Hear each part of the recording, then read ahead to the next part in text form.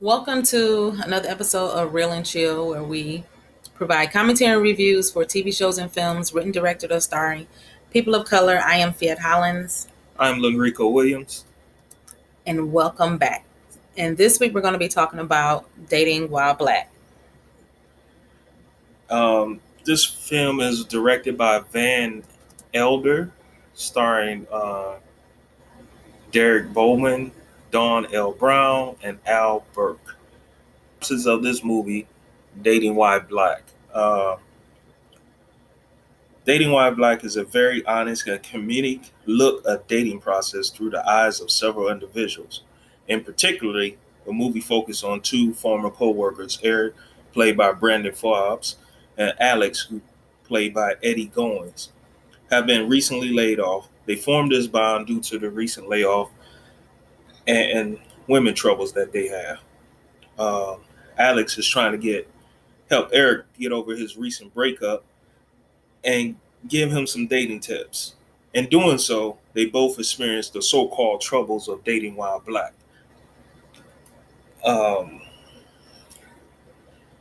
and that's why I said so-called dating while black, because this movie is very, how you dubbed it, unoriginal, Yes. very unoriginal, and steady pushing the stereotypical black man and black women dating scene. And it's supposed to be a rom-com again, and I felt like this movie had some funny scenes. They was kind of corny, and one of the scenes I thought was kind of corny, and it's like was he finally got an interview, and he's sitting down, and he's on an actual interview, and you can hear our comments about that, which is you listen, you'll see.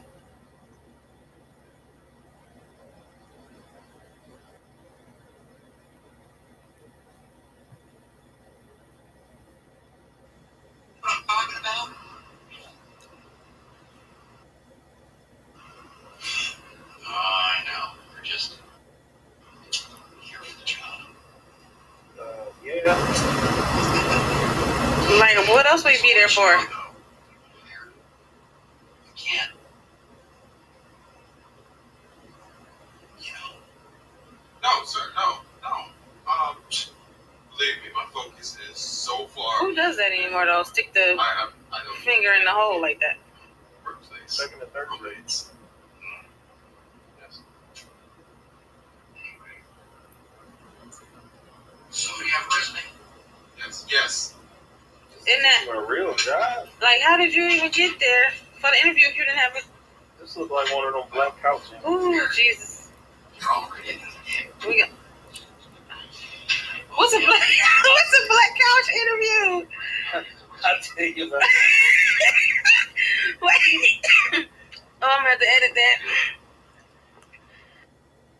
What I'm talking about?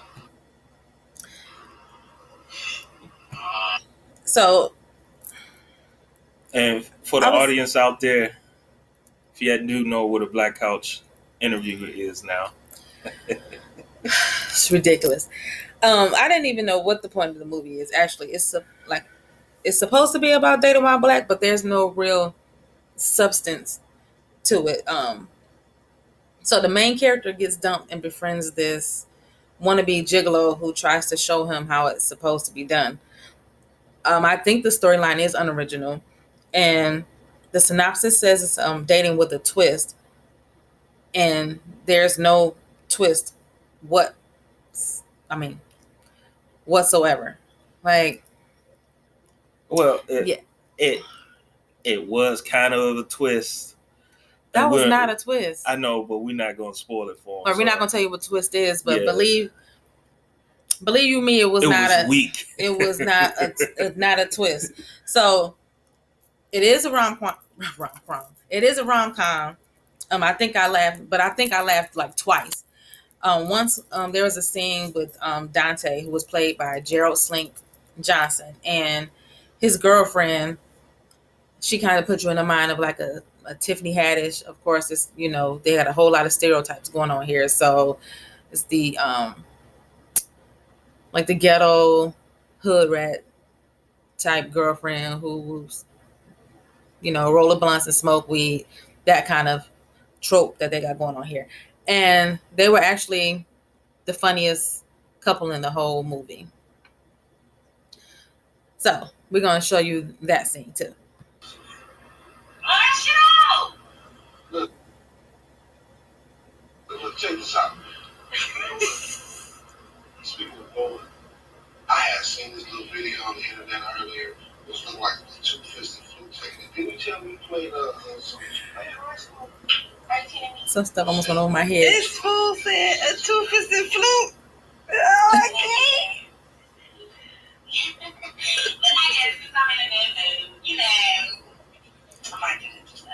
Yeah, now that's the cornbread with that milk I just brought back.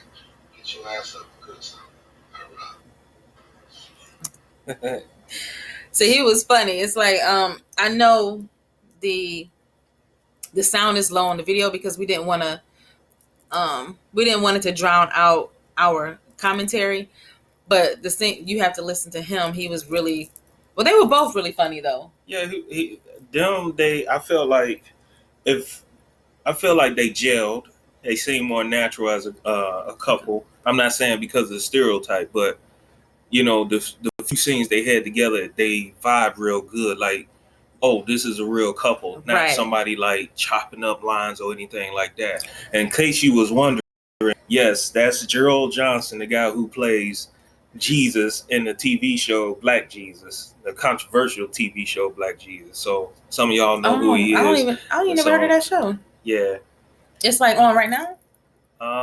It was canceled and came back on. I think it's back on. Black Jesus. Oh, I never heard of it. Okay, So, I'm gonna have to look that up.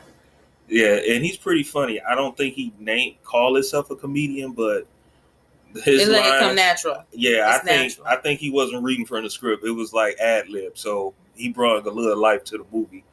And he was in the director's earlier films, Van Elder.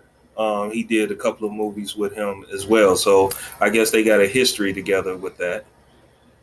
And like I said, their roles was believable. Is that's one of the couples out of many that they displayed in this movie that actually was, again, believable. Yeah, because those type of conversations do happen though. It's like, okay, so they both smoke weed, and he's he's holding the blunt, and she's like, blow that shit out. So that was like natural because that is, I mean, I can imagine that's the reaction. It was somebody that's holding on to the blunt. She's just like, dude, let it go.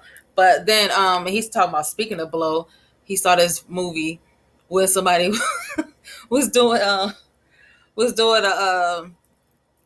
what did he call it? Was doing a move, and it was, and she was grabbing it. It was a two-fisted flute. So that's what made it funny, because he's also speaking of blow. So that's what that scene was about, and that's why we added it on there. So that's one of the scenes I laughed at. And then there's another clip. The next clip is the only other scene that I laughed at, and we'll show that as well. Hit play. Okay.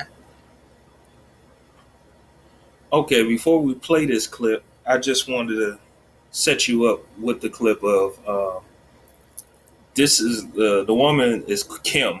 Her character is Kim, and her character was kind of funny. She had some funny lines, and she's like, I guess I can't say this. She only dates to save money. She openly admitted that. So she's going on dates to get to have leftovers for lunch. For lunch, bumming, getting money so she can have gas money or whatever the case may be. Funny. Whatever She's she capitalizing. can get out of the guy, she gonna get it. and they thinking they gonna get something in return. And she like, no, So it ain't she's happening. strictly playing these guys, but it's funny how she's doing it, and she's openly doing it Exactly. because she feel like her job ain't paying her enough, so she got to supplement her income by going on a lot of dates. Now that was funny. That's funny. So okay, so this is the a clip. taste of what she do. Yes, and I'll say what I got to say after the video.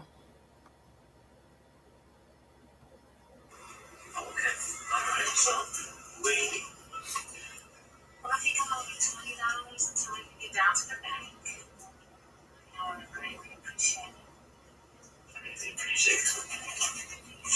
You ain't said nothing but a thing. Come on now, I got you.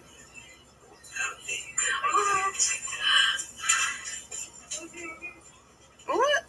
It's $20 to girl, not $2,000. Gas expense went up another 15 cents last week. Hold on. Oh, thank you. Please watch her where she's sticking it there. Right. I have this freaking ATM card and I'm real cool. It ain't your problem, hey. That's what brings us forward. What are you saying? Fuck. He tried it. I'm still. Why was he singing it like that? I cannot. Like that wasn't even the tone or nothing. That's what I'm saying. He trying to I'm sound still like trying to figure it out.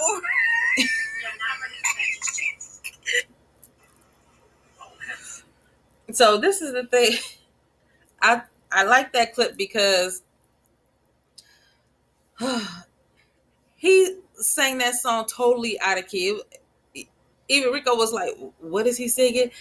It's like, why was he singing it in that cadence? But the thing is, okay, so he was out of key. He was out of key. It was not the tone. It was like what? Everything was wrong with it. Everything. So I was confused because, as you can see, he has on like this old school like Bill Cosby sweater. This movie had me thrown off wardrobe wise. It says it came out in 2018, so I don't know if it was recorded back in or like filmed in like the 90s, early 90s, and then just released, because him and one of the other guys, they wore really old looking clothes. So he's rocking a doggone Bill Cosby sweater. So that just threw me off. So I'm still kind of confused about that. Yeah. I didn't know if this was present day or back in the day. I don't know. That's the thing. It's like it was so many. I was so turned off about the stereotypes about black men and white men, even white women, that it was like, and it wasn't, like I said, it wasn't even funny. It was like you laugh because it was corny. You know, sometimes you have some funny, corny stuff, then you have some bad, corny stuff like, you know, you get a high out of it, but that's it. But some of the positives of this movie was that they had good sound throughout the movie. You know, it was fairly decent. The cinematography, the shots they had was good also. It's just that I think what really killed this movie, it wasn't so much of bad acting. I think it's another one of these movies that the script just didn't flow right, and it just wasn't. Maybe he should have had another set of eyes for it to bring it some pizzazz. It was you know a help from comedian something. It's just the script wasn't hitting. Yeah, it was flat. It was a whole lot of stereotypes and a lot of it just didn't flow. It just wasn't hidden. Yeah. You know what I mean? So and again, so along with the wardrobe, a lot of the dialogue and the kind of like slang seemed like it was in the 90s. You know, and I know I still say some old, like I still say dope, and sometimes I say like fresh or something like that. But of course that was like in the 80s. But this, they use some dialect as if, or some slang as if it was from like the 90s, along with their old wardrobe. And then they'll say some like some lingo from current day. So I'm just like, is this new?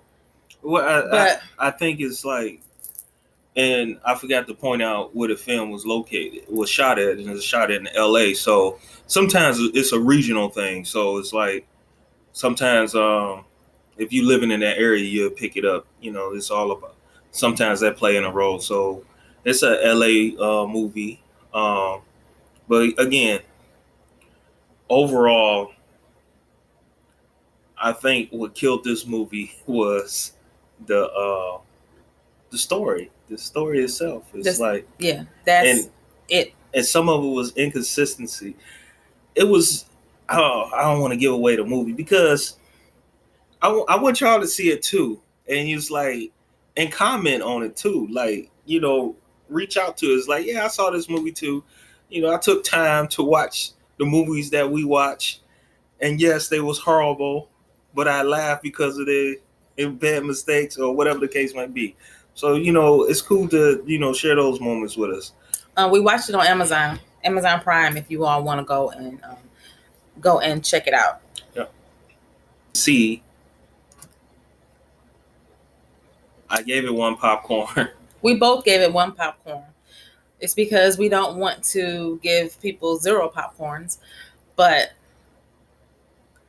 It it's is 1. what it is. It's a 1 because of the script, because of the storyline, because it was unoriginal, and because dialogue, just the theme and the tone, all of that was off.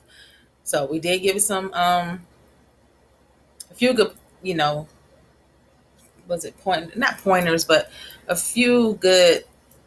It had good good reviews. shots. The shots, the sound, cinematography, yeah, the sound, all of that. It was has good. some good acting in it, and the comedic talent of Dante and his girlfriend. So we give it 1 star. And far as us trying to give you visual aids, this is something new. Bear with us. Oh yeah, so we're trying out different software on how to record this. So you're gonna see us going through the screen because with our we're our own production crew, producer, engineer. So just you have to go with the message. You know what I mean? Like you ain't got to look at all the other stuff. Not now. So we right. So we're getting better. We giving it one popcorn, and we also want y'all to follow us on Instagram at Real and Chill, and on Facebook at Real and Chill Podcast. And also you can listen to the podcast on Anchor, Spotify, Google, Apple, others, and wherever other podcasts are played. That was long and drawn out. Yes, and also don't forget to reach out to us. Give us some ideas, some movie ideas that we want us to check out. You got a film festival you want us to go check it out. And also, you can email us those. You can also email us our script critiques. Script critiques. I'm sorry about that. You can email us movie suggestions at innerlandsmedia@gmail.com. Script critiques are going to come later on, but we're not going to remove that from here because we want to just get in the habit of saying it. But it's coming soon. Script critiques are coming soon. Getting you warmed up. Where we will review scripts. Getting y'all wet. For a fee, of course, and we will go. We will critique the script based on our 41 point system. So we'll get into that later as why y'all should come to us to critique your script. It's we get into that later. So thank y'all for coming out. Not coming out. Listening. Coming to listening. And coming to see another episode of Real and Chill. Yep, the alcohol kicking in now. No alcohol. Good. Bye. Say bye. Say bye. Say bye.